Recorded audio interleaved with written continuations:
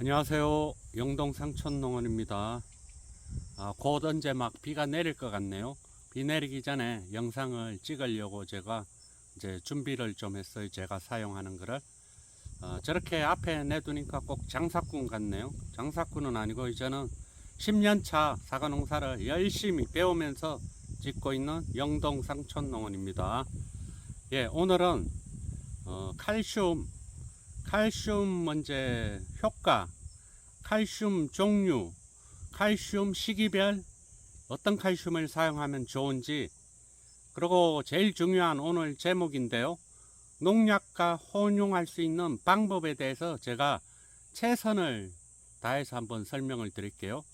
왜 이 영상을 찍냐면은 제가 목적이, 저희들이 이제 칼슘의 중요성은 다들 아시는데 칼슘은 농약과 혼용하면 안 된다, 그렇게 알고 있잖아요. 그래서 저는 이제 일반 연구하시는 교수님이나 그런 박사님이 아니고, 저는 농사를 직접 짓고 있는 입장에서 농약을 따로 살포하고 칼슘제를 또 따로 살포하면은 너무나 이게 힘들어요. 그리고 장마철이나 비 올 때나 이럴 때는 그 타이밍을 맞추기가 정말 어려워서, 제가 이제 직접 농사를 짓는 입장에서 이제 이 방법 저 방법 이제 다 사용을 해 봤는데요. 그래서 농약과 혼용을 할 수 있는 방법을 제가 이제 알려드리겠습니다. 이제 첫 번째로 이제 칼슘은 이제 효과, 거기에 대해서 이제 간단하게 말씀을 드리면, 칼슘이라는 거는 사람도 똑같아요. 뼈를 튼튼하게 하고, 요즘은 이제 오래 사시잖아요. 그런데 문제는 뼈가 항상 말썽을 부려요. 관절, 뼈. 그래가지고 이제 노인분들이 그 칼슘이 부족해가지고 그런 어려운 점을 많이 이제 하고 있어요. 식물도 마찬가지예요. 칼슘이 그만큼 중요한 거예요. 그래서 칼슘 효과는 식물의 세포벽을 두껍게 만들고 단단하게 만들고 그러는 거예요. 그 과일 같은 경우는 이제 경도를 단단하게 하는 거죠. 칼슘이 세포벽을 두껍게 하기 때문에. 그리고 이제 지금 시기는 과일이나 이런 게 비대기잖아요. 그래서 급격하게 굵어지는데, 칼슘이 부족하면 무름 현상이 생길 수가 있고요. 그러다 보면 탄저병에도 취약할 수가 있고 그런 거죠. 그래서 비대기의 무름 현상을 이제 완화시켜 주고요. 그리고 이제 밀정상, 사과 이제 안이 이제 밀이 이제 생기는 그런 증상이 있잖아. 그러다 보면은 그게 빈 공간이 어떻게 보면 생겨요. 바로 드시는 건 상관없는데 저장을 오래 하기가 힘들어요. 밀정상이 생기면.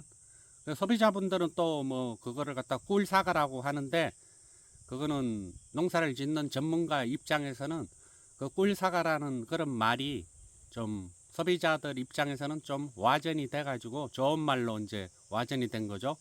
감사하게 생각하지만 농민 입장에서는 밀정상, 꿀이 생겼다, 이거는 좀 칼슘을 부족하게 공급을 했기 때문에 꿀정상, 그게 이제 밀정상이라고 하는데요. 그게 생긴 거죠.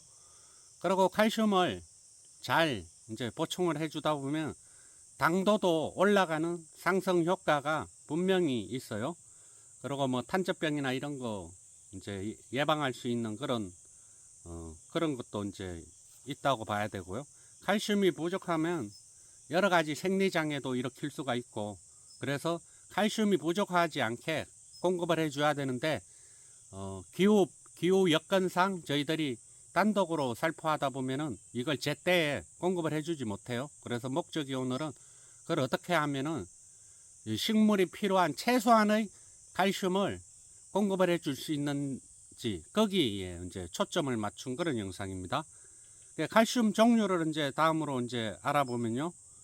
초봄에 이제 시비할 수 있는 생육기, 초기에 할 수 있는 질산칼슘이 있어요. 질산칼슘은 이제 요소하고 칼슘하고 같이 들어있는 거예요. 그래서 생육 초기에 이제 식물에다가 이제 공급해 주면 좋고요. 그 다음이 이제 인산칼슘. 인산칼슘은 질소, 인산, 가리 3대 요소 중에서 비료 성분 중에서 인산이 들어가 있는 거예요. 이거는 뭐 5월달이나 뭐 6월달도 괜찮고요. 도장지를 약간 억제하는 인산이 효과가 있기 때문에 도장지 억제도 하고, 이것도 조직을 단단하고 튼튼하게 하고 뿌리 발육을 촉진시키고, 그리고 또 이제 뒤에 있는 칼슘은 말 그대로 이제 칼슘을 공급해 주는 거죠. 그 다음이 이제 염화칼슘. 제가 이제 제일 좋아하고 많이 애용하는 염화칼슘. 염화칼슘은 저 앞에 보면은 저기도 나와 있지만 25kg짜리가 가격도 저렴하면서 식품 첨가물 칼슘이에요. 어떤 분들이 그런 말씀을 질문을 많이 하시더라고요. 겨울에 이제 결빙되지 말라고 이제 길에다 뿌리는 염화칼슘을 이제 식물에, 과일에 해도 되지 않느냐, 그렇게 말씀을 하시는데, 뭐 해도 돼요. 해도 되는데 저는 추천은 하지 않는 이유가, 저런 염화칼슘 같은 경우는 정제된, 사람이 먹어도 괜찮은 그런 식품 첨가제예요. 가격도 차이가 많지가 않기 때문에 저는 식품 첨가물 칼슘, 염화칼슘을 이제 사용하고 있어요.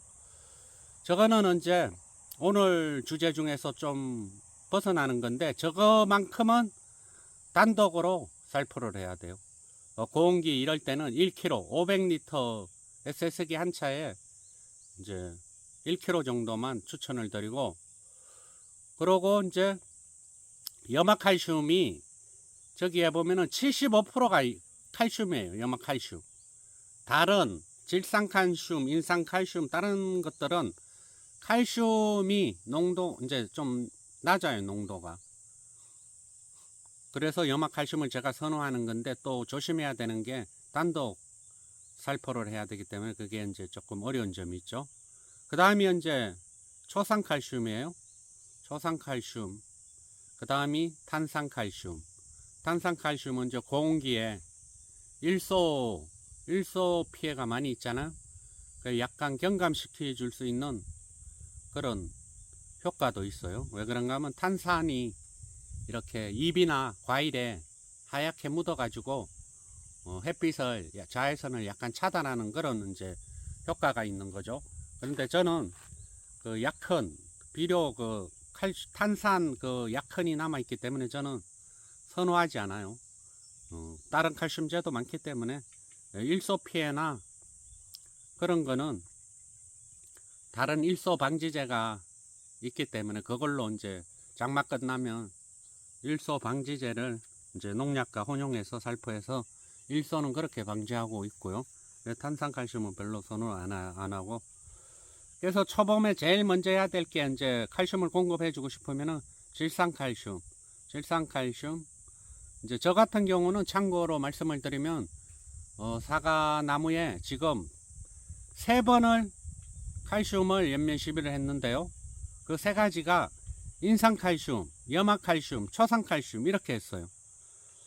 그리고 염화칼슘은 제일 중요한 게 단독으로 살포도 해야 되지만 6월 20일 이후에 꼭 살포를 해야 돼요. 안 그러면은 육아기 때 과일에 연면 시비를 하면은 농록 현상이 생길 수가 있기 때문에, 저 같은 경우는 6월 20일 넘으면은 비 소식이 없다고 하면은 바로 염화칼슘을 단독으로 500L에다가 SS기에 1.5kg를 해요.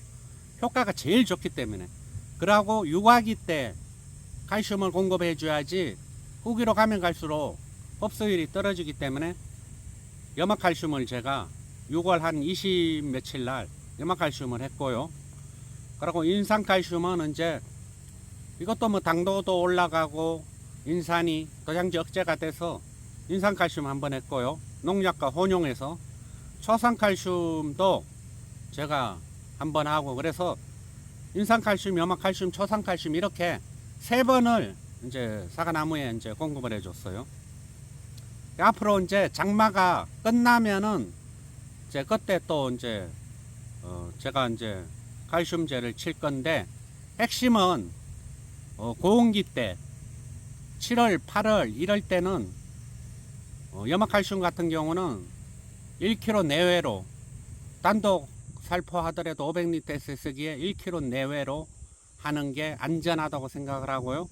그게 좀 불안하면은 초산칼슘, 뭐 탄산칼슘, 이게 약간 탄산 그런 과일에 약간 흔적이 남는 거, 약한 비료 약흔이 있는 거를 괜찮다 생각하시는 분은 탄산칼슘 하셔도 되고, 그리고 이제 중요한 게 9월달 딱 되는 순간부터 기온이 많이 떨어지잖아요.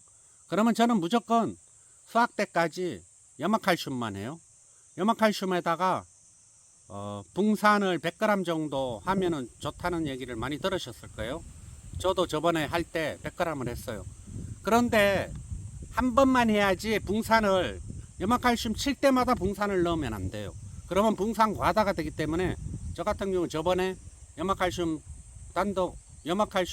할 때 한번 붕산 한 번 넣기 때문에 9월 이후에는 붕산은 안 넣을 거예요.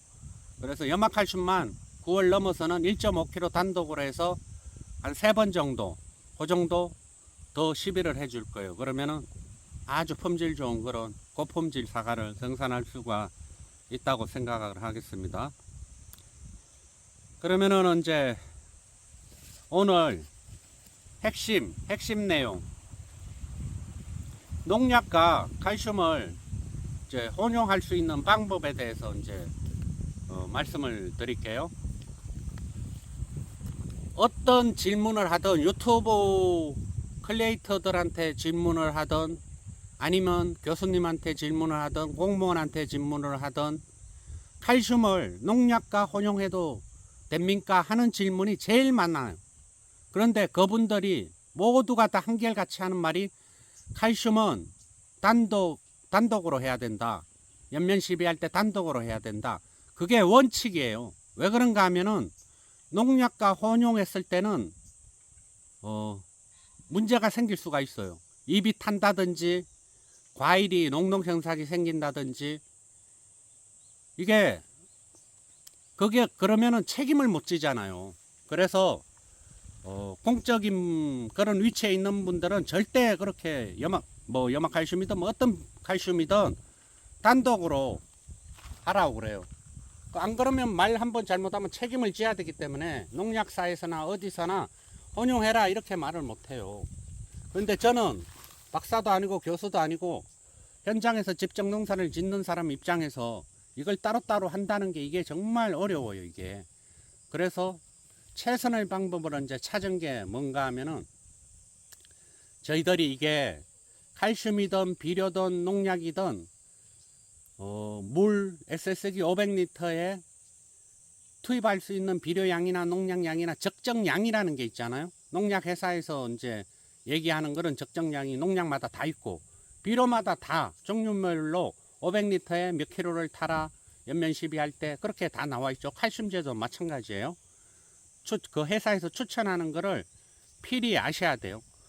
왜 그런가 하면은 농도가 높으면은 무조건 약해가 일어나요. 농약만 단독 살포할 때도 농도가 지나면은 무조건 저 피해를 보고 잎이 탄다든지 농농생삭이 생긴다든지 그렇게 되는 거예요. 그리고 염화칼슘만 단독으로 시비를 해도 농도가 높으면 무조건 피해를 보는 거예요. 그런데 농약과 비료를 혼합했을 때는 어떻게 했어요? 더 확률이 높겠죠. 그래서 단독으로 하라고 말을 하는 거예요. 보통 이제 자기는 책임을 못 진다는 뜻이죠. 괜히 농민이 잘 적용을 하면은 괜찮은데 그걸 적용을 잘못했을 때는 무조건 문제가 생기기 때문에. 그래서 저도 빠져나갈 구멍이 이제 만들어야 되니까 제가 하는 방식입니다. 이거는 문제가 없었어요. 제가 해봤기 때문에. 제가 한 것만 저는 말한다고 그랬잖아요. 직접. 그래, 뭐 농록현상이 일부 조금은 생겼어요. 그거는 이제 뭐 여러 가지 원인이 있는데, 이제 그거는 이제 제외하고 칼슘제를 이제 농약과 혼용할 수 있는 방법은, 제일 중요한 게 농도를 낮추는 거예요. 단독 시비하는 그런 용량이 있잖아요. 그러면 1kg를 하라고 그러잖아요. 그러면은 농약과 혼용할 때는 그 이제 약해 피해를 줄이기 위해서는 농도를 낮게 하는 거예요. 1kg를 하라고 그러면은 농약과 혼용할 때는 절반으로 줄여야 돼요. 절반으로 줄이면은 효과가 없냐? 아니에요.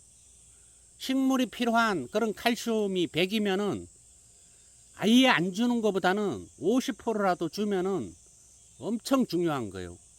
그 생육 중기 정도에는 비대기 때는 엄청 중요해요. 그래서 핵심이 필요한 만큼 충분하게 공급은 못 해주겠지만 그래도 차선책으로 농약과 혼용해서 식물이 꼭 필요한 그런 칼슘을 보충해 준다 이런 의미로 하고, 그러고 이제 9월달 정도 되고 하면 그때는 염화칼슘으로 75% 염화칼슘으로 단독으로 해서 해주면 되겠습니다. 그런데 9월달까지 기다릴 수가 없잖아요. 그래서 장마철이나 고온기나 이럴 때 이제 염화칼슘을 공급해 주기 위해서 제가 최선책을 찾은 게 농도를 낮게 해라. 그게 제일 현재 중요하다고 생각을 합니다. 농약도 마찬가지예요. 농약도 한 가지만 탄저병 약만 칠 때는 피해가 없어요. 그런데 4가지, 5가지, 6가지, 7가지로 많으면 많을수록 농도 장애, 그렇게 해서 농도가 너무 높잖아요. 그러다 보면 피해를 입어요. 그거는 똑같은 거예요. 단독으로 해도 그런 피해를 입어요. 그러니까 농도를 낮게 해서 해주라. 만약에 탄저병 예방약을 치는데 칼슘제를 절반으로 줄여서 약을 연면11을 같이 하잖아요. 그러면 농약, 탄저병약 기능이 약간 저하된다는 것은 분명히 아셔야 돼요. 근데 나는 그걸 감수하면서도 칼슘제를 공급해 주는 것을 더 중요하게 생각한다. 이런 마음을 가지고, 목적을 가지고 하셔야 된다는 것을 꼭 말씀을 드릴게요. 그래서 농약과 혼용시는 칼슘 양을 낮춰서 절반으로 뚝 떨어뜨려서 혼용해서 살포해라. 혼용해서 살포하는데 또 중요한 게 아침 일찍, 아주 일찍, 수분이 어느 정도 있고 습도가 있고 이럴 때, 아니면 저녁 늦게 해가 지고, 엄청 중요합니다. 이게 해가 쨍쨍 떴을 때는 절대 하면 안 돼요. 농약 단독으로 할 때도 해가 떴을 때는 하면 피해를 입을 수가 있어요. 그래서 아침 일찍 아니면 저녁 늦게 이렇게 이제 해서 그러고 잎 뒷면에 흠뻑 젖도록. 그러면 또 그런 분들이 계시더라고요. 저번 영상에서 제가 이제 장마철에 사이 방제하면서 다이넨샘 45를 이게 중간 방제를 했거든요. 며칠 전에. 그런데 거기에 뭐를 탔냐면은 인산칼슘을 넣어서 탔어요. 500리터에 500mg을. 그런 이제 그 말씀을 하시더라고. 아니 그 다음날 비 오는데 무슨 효과가 있겠냐. 아, 물론 맞는 말이죠. 장마철에서는 차선책을 이제 찾기 위해서 할 수 있는 게, 농약만 치면 아깝잖아요. 하나만, 다이네삼 하나만. 그래도 내일 하루라도 인산 칼슘을 치면은 인산 효과도 칼슘 효과도 하루 효과는 있어요. 그러니까 10% 20% 효과는 있다고요. 비가 와도.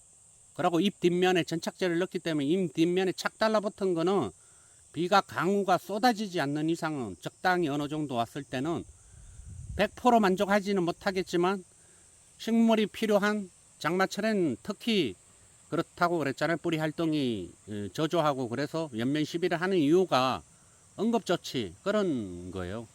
그래서 식물이 필요한 그런 영양분을 최소한이라도 공급해 주기 위해서 그렇게 하는 거예요. 장마철에 사이 방제하는 것도 마찬가지잖아요. 3시간 4시간 후에 비가 온다고 해도 어쩔 수 없어서, 시간이 없어서 방제를 하는 거잖아요. 그래서 원리는 이제 비슷하다고 생각합니다. 그래서 첫 번째 농약과 혼용시는 칼슘 양을 절반으로 줄여라. 아침 일찍 저녁 늦게 그렇게 이제 혼용해서 살포를 해라. 그리고 이제 세 번째는 장마철에는 이제 초산칼슘이나 인산칼슘을 이제 추천 이제 해드려요. 그래서 육아기 때 최대한 칼슘을 하려고 공급을 해주려고 노력하다 보니까 이제 제가 이렇게 칼슘 농약과 혼용할 수 있는 방법에 대해서 말씀을 드렸어요. 염화칼슘은 혼용 추천 안 드린다고 말씀드렸죠. 괜히 또 이 영상 보시고 염화칼슘을 또 농약과 혼용하면은 물 산도가 완전히 달라지기 때문에 칼슘을 농약과 혼용하지 말라는 거는 물 산도가 이제 농약도 넣고 또 칼슘을 넣고 하면은 이제 그 pH가 완전히 달라져요. 칼슘이라는 게. 그래서 이제 농도를 낮게 절반으로 줄여서 하라. 그렇게 이제 말씀을 드리는 거예요. 그래서 핵심이 다른 건 다 잊어도 농약과 혼용 시는 칼슘 양을 절반으로 줄여서 그렇게 하면은 괜찮다고 생각합니다. 그래서 저도 댓글에 이제 그런 질문 많이 하시고 다른 분들도 보면은 항상 질문이 농약과 혼용해도 되느냐 그렇게 말씀을 해요. 그래서 어떤 거를 혼용할 때는 양을 줄이면 돼요. 그러면은 피해를 경감시킬 수가 있어요. 제가 이제 사용하는 뭐 보통 다 가져오진 않았는데 힘들어서 뭐 항산가리, 염화칼슘, 마그네슘, 인산가리, 그러고 이제 이거는 뭐 아미노산, 붕산 비료, 대유, 미리건, 밀양원소 있고 뭐 이런 거 좀 저렴한 거, 붕산도 저렴하고 미리건도 저렴하고, 그리고 뒤에 있는 게 이제 인산칼슘, 초산칼슘은 저번에 쳐가지고 그 통이 없네요. 그러고 이제 소독할 때 이럴 때 이제 에탄올 이런 거 있고, 오늘 영상 중에서 제일 비싼 겁니다. 이게 비싸요. 아주 그냥 정말 이게 수입이에요. 수입, 일본 수입. 칼슘 보충, 칼슘이 가루로 돼 있는데 수산화 칼슘입니다. 수산화 칼슘. 이건 또 광고한다고 할까봐 안 하려고 하다가 저도 이거를 이제 몇몇 시비를 하는데, 수산화 칼슘 이거는 이제 가루로 돼 있어요. 흰 가루로 돼서 양동이 같은 데다가 10리터 정도를 물을 받아서 이거를 넣고 젖어서 다 녹지가 않아요. 오래 젖으면은 이제 밑에 가라앉을 거 아니에요. 침전물이 다 녹지 않은 거는 그 위에 잘 녹은 것만 이제 따로 이제 따라서 약통에다가 넣으면 돼요. 그리고 남아 있는 가루는 이제 토양에 뿌리면 되고, 조금 남은 거는 그래서 이게 수산화 칼슘인데 이게 아주 좋은 거예요. 이게 비싸면서도 아주 좋은, 일본에서 직수입한 그런 이제 제품이에요. 그래서 저것도 단독으로 해야 돼요. 저것도 단독으로. 근데 워낙 효과가 좋기 때문에 여기 보면은 다 칼슘이라는 게 이 정도로 이게 효과가 좋은 거예요. 병 발생 예방 효과, 탄저병에도 효과가 있다고 얘기했잖아요. 이게 정말 칼슘이 부족하면은 안 돼요. 이게 이렇게. 그래서 제가 오늘은 농약과 혼용할 수 있는 방법, 칼슘제를 대해서 말씀을 드리겠습니다. 영상이 23분이 됐네요. 그래도 또 꼭 얘기해야 될 거를 안 한 게 또 빠졌나 또 좀 그렇네요. 그래서 항상 어떤 비료와 혼용, 농약과 혼용, 뭐 영양제와 혼용, 모든 건 항상 이연 부담이 있으니까 추가로 공급해주는 보충 비료나 칼슘제나 이런 거는 농도를 이제 좀 낮게 양을 좀 줄여서 연면 시비하라는 거예요. 그게 오늘 핵심입니다. 그리고 아침 일찍, 저녁 늦게 그렇게 하면은 피해를 경감시킬 수 있다고 그렇게 생각합니다. 조금이라도 참고가 됐기를 바라면서 오늘 영상은 여기까지 하겠습니다. 장마철 이제 피해 없도록 잘 가원 관리하셔가지고 장마철 무사히 넘어가기를 저도 이제 애청자님도 얻기를 바라겠습니다. 감사합니다.